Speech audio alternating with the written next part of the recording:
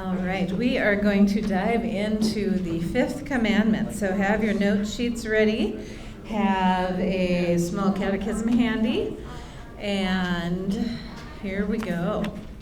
So the world today is very different than the world that your parents grew up in. Can I have all of your attentions up here, please? So in 1999, so this is before all of you were born, actually our oldest was just about 3 years old, we had never heard of a town in Colorado called Columbine. But on April 20th, so it's getting close to the anniversary of that, 2 teens went on a shooting spree at the high school there in Littleton, Colorado, killing 13 people and wounding 20 other people before killing themselves. It was the worst high school shooting in the U.S. at the time and promoted a national debate on gun control and school safety. And since then, we know of many more town names, many more locations, movie theaters, military bases, where there has been violence, where people have been killed. And we are going to talk about that tonight because the Fifth Commandment is thou shalt not kill. So at your table, take 1 minute and I would like you to talk about what is murder. How would you define that? Talk about it at your tables and we'll share some definitions. Ready, go.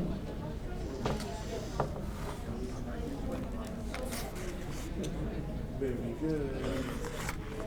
Yes.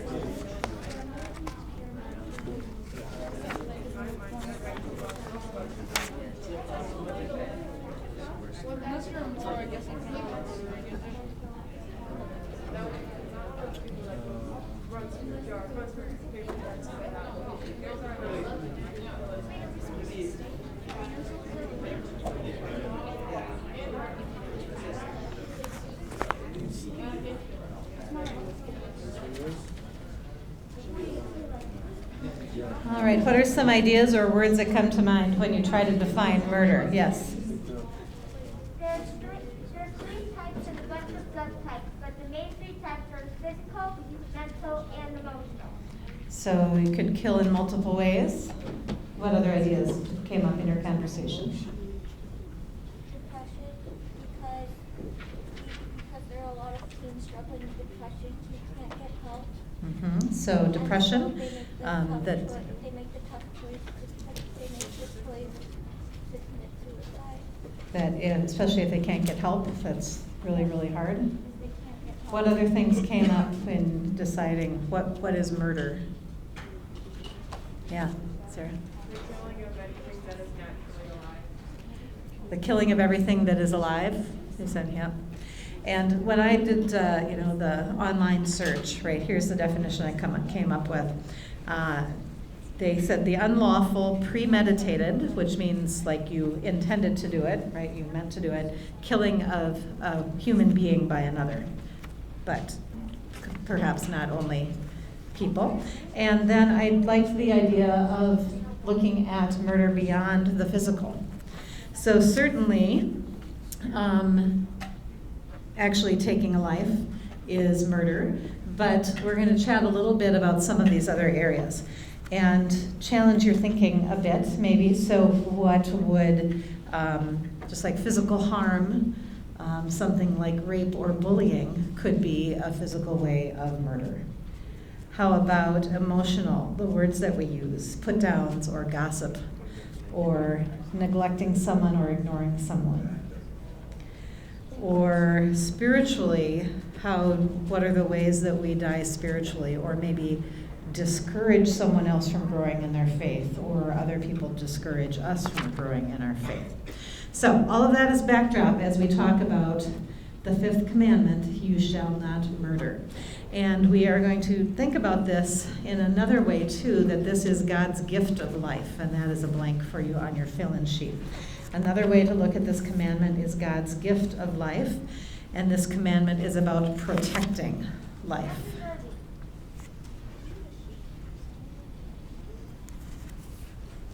And if you have your small catechism handy, turn to page 14, please.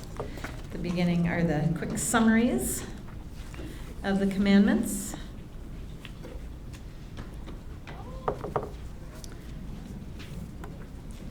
All right, so page 14, I will ask the question, and then we can look at this together. So what does this mean? It means that we should fear and love God so that we do not hurt or harm our neighbor in his body, but help and support him in every physical need. And you've got a few fill-ins there. We do not hurt or harm our neighbor in his body, but help and support him in every physical need.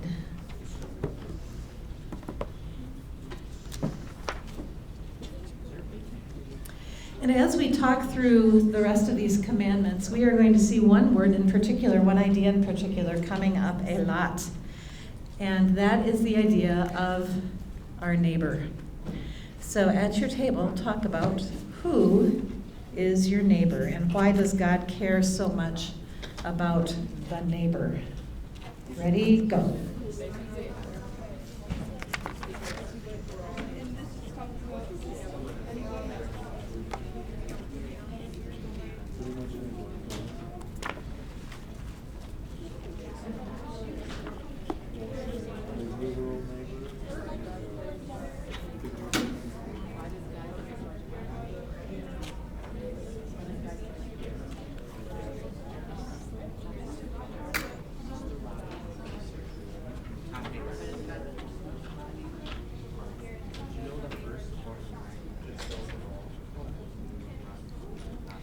All right, 3 thoughts about this. I'd like to hear from 3 different tables. Table right back here, what were some ideas that you talked about? Who is our neighbor? Why does God care so much about the neighbor? Like anybody, right? Yep. Cool. So not being focused only on us, but on everyone else. How about right back here? What ideas did your table have talking about why does God care so much about the neighbor? Because he cares about everybody. Excellent. And how about up here? What else did you think about related to why is this neighbor idea so important?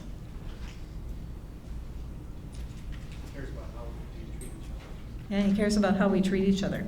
And as you walk through, especially your memory work booklet for the commandments, you'll get to read this. On page 85 of the Small Catechism, there is a question that says, who is our neighbor? And here's what it says. From the moment of conception, every person whom God has created is our neighbor, and especially anyone in need of our help and assistance. And here is a quote. You've heard the story of the Good Samaritan before, right? When a man who was not expected to help was the one who stopped and helped. The ones who were religious or the ones who maybe had the expectation on them that they should have been the ones to be nice were not the ones who actually were nice and who cared about the neighbor. So our neighbor is every person who needs our help. Our neighbor is every soul who is wounded and bruised by the adversary. Our neighbor is everyone who is the property of God, which means everybody, right?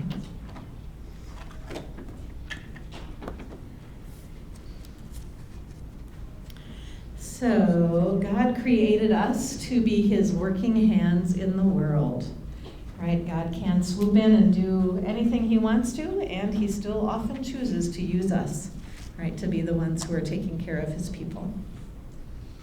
And we were created to care for our neighbors, to help and support them.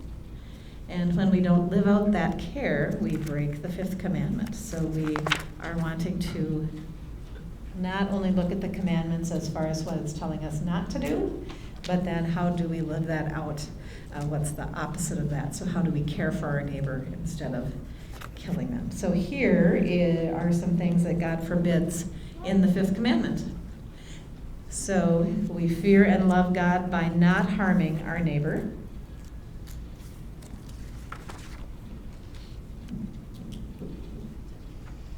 And in that, God forbids murder, which includes abortion, suicide, and euthanasia. Do you know what euthanasia is? Yeah, what is it? Well, when a cat is so sick that they have, when a cat is so sick or injured that it would be better to put it out of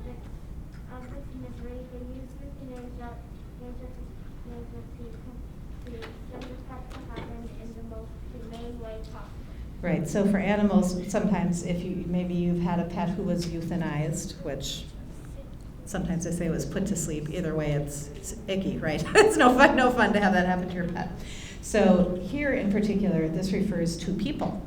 So sometimes people, if they are really sick or at the end of their life, they might ask someone else to help them die.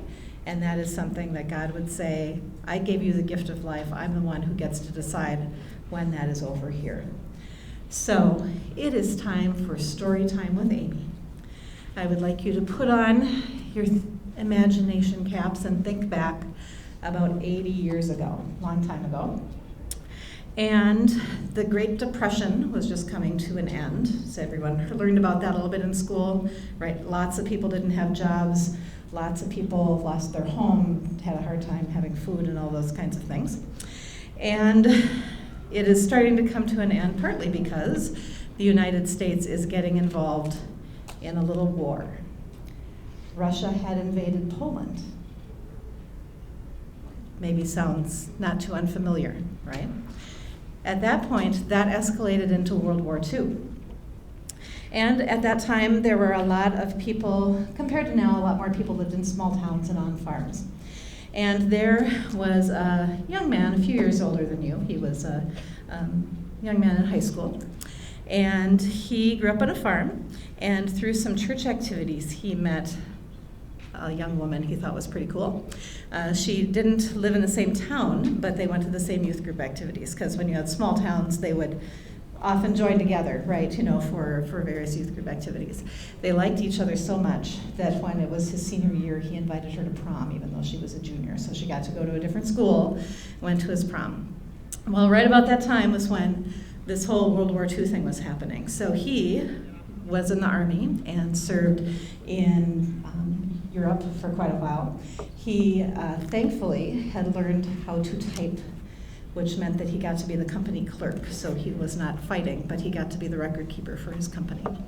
She decided to be a nurse. There weren't a lot of things that women could do at that point in time, but she was a nurse, and she actually was at a hospital in Chicago for a while, and then she and her friend decided they were going to go to California because that's where a lot of people who are injured overseas in Asia would come back, and they would be treated there. So she was a nurse in California for quite a while.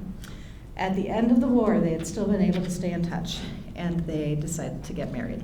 So they get married, they moved to a farm, and it took a couple of years, but finally they were going to have a baby. They had a little boy, and imagine their surprise, only 4 months later, they were pregnant again, and they had another boy.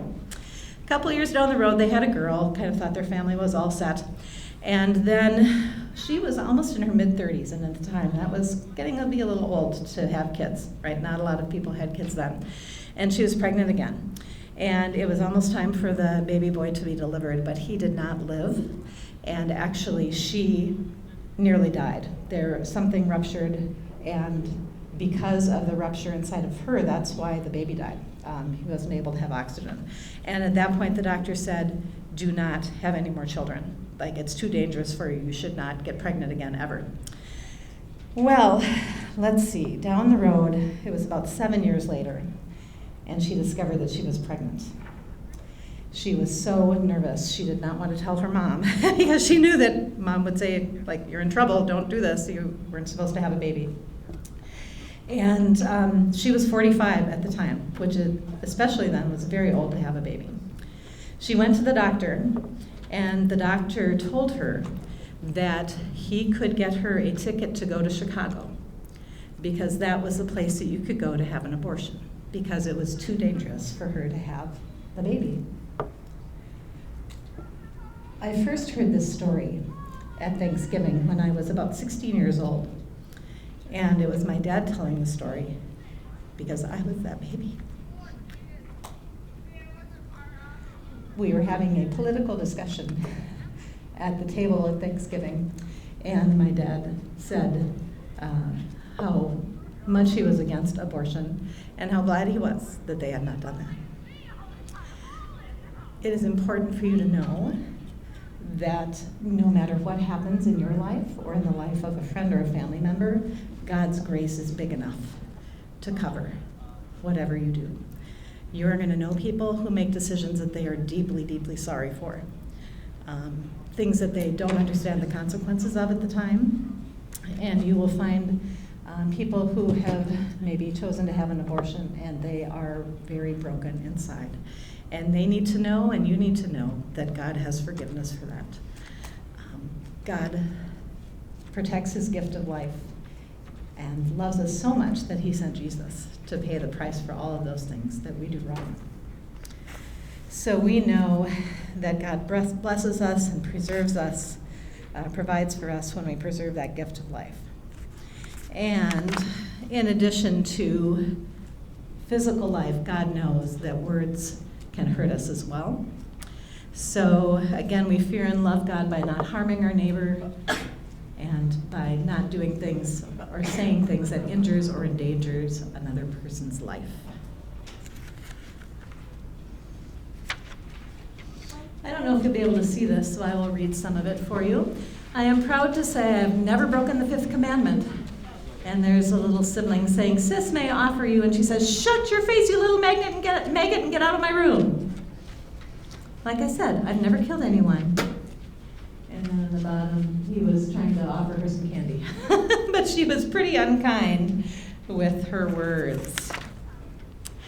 And I wonder if perhaps today the most common method of killing is actually with our words, with sarcasm, with insults, with trash talk, and that's not only in person, right? Lots of times it happens electronically as well through the interwebs. Who here has been hurt by words in a text or a chat somewhere? Yeah. It is an easy thing to do or to have happen to us. Another way that we see this commandment play out in our lives, we don't harm our neighbor. We don't want to harm our neighbor by neglecting to assist people in bodily need.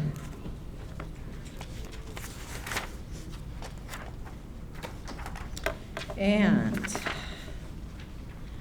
we saw that story, or heard that, referred to the story earlier of the Good Samaritan. And Jesus teaches us about the idea that everyone is our neighbor, and to show us that Jesus himself is the one who cares for us and provides all we need. And we also are called to not harbor anger or hatred in our hearts against our neighbors.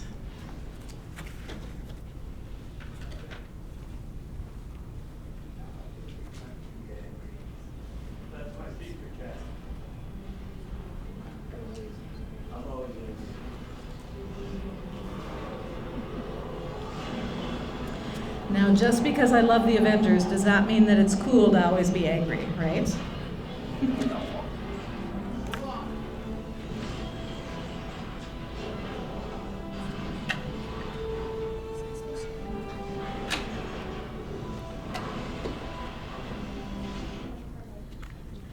So the Hulk was harboring anger in his heart, right? So what does the Fifth Commandment require of us? When we live out our care for our neighbors, we keep this commandment. So we come to the aid of our neighbor. Come to the aid of our neighbor. And Scripture tells us if your enemy is hungry, feed him. If he's thirsty, give him something to drink. So I would like you to take a minute at your table to brainstorm at least 5 ways that you could provide physical aid to your neighbors. And you can think about your physical neighbors, like people in your neighborhood, but also people at school, people at work, people in your family. So what are ways that you could physically help those people? Ready, go. You have a place to write down your ideas. Oh, here's one freebie for you. You could shovel snow. Ready to help somebody? Go.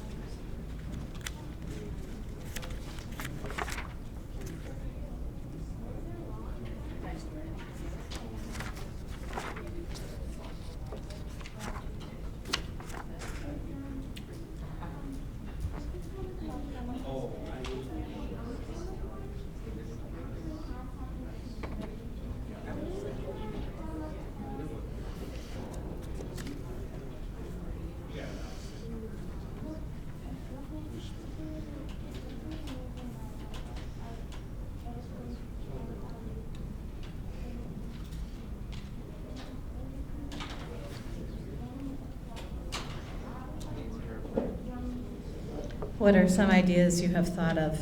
Yes? Save them from a car crash. Save them from a car crash. That's actually happened to me. Excellent. Very good. What are some other ways that you could help your neighbors or people around you? Let's have an idea from this table over here. What did you come up with? Invite them to hang out. Invite them to hang out. Yes. Could spend time together. How about this table here? Helping them. Did you have a specific, like, what kinds of things might you help them with? Like bringing them meals when they're sick. Awesome idea. Bring them meals when they're sick. Maybe if you've got some people, let's say somebody in your neighborhood broke an arm or a leg or something like that. Maybe this spring they'd need some help cleaning out their garden, right? You could do things like that too.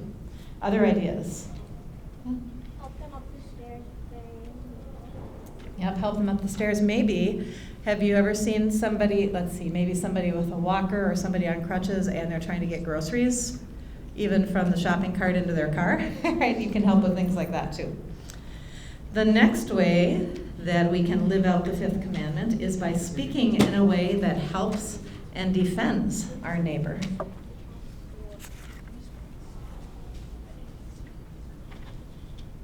Speaking in a way that helps and defends our neighbor.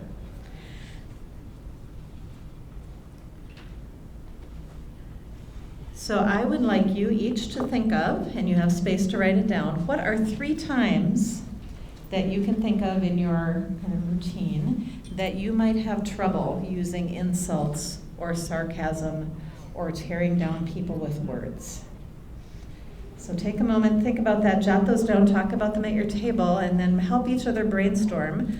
How could you replace that with encouraging words this next week? So think of 3 times or places in your life where it's hard for you, it's easy for you to use insults or sarcasm or tear people down with words, and then what could you do differently this next week? Ready, go.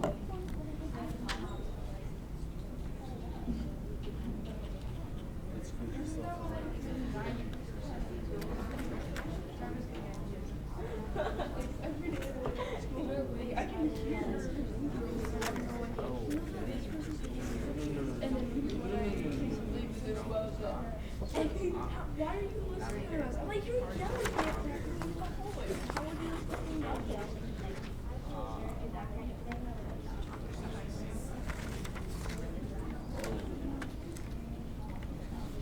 I'm guessing that you probably do a lot of things. You're gonna stop talking.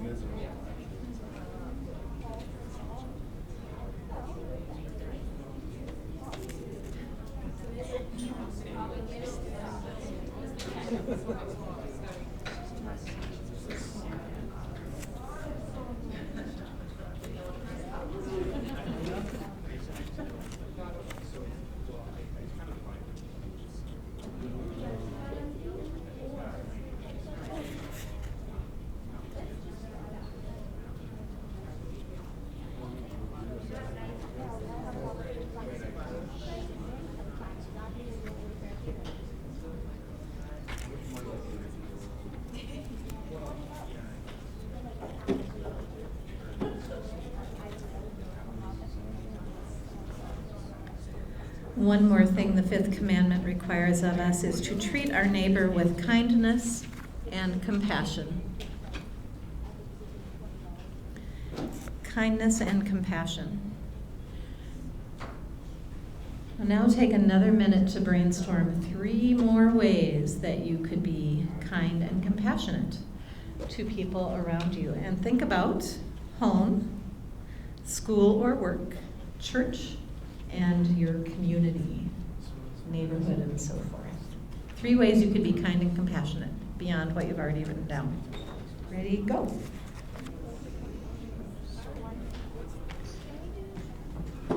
There were a lot of tough things mentioned in that video: drugs and alcohol and abortion and abuse and suicide. And I want you to know a couple of things.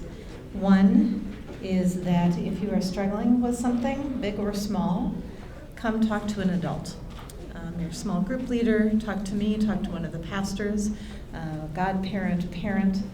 There is help available for you. And sometimes just talking to someone is what you need to be able to start that process.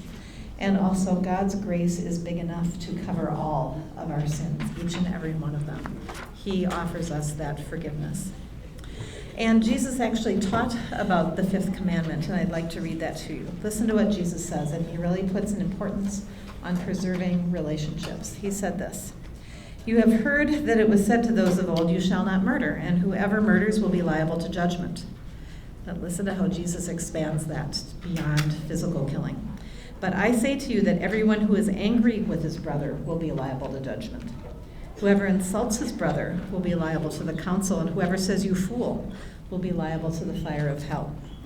So if you are offering your gift at the altar and remember that your brother has something against you, leave your gift there before the altar and go. First be reconciled to your brother, and then come and offer your gift."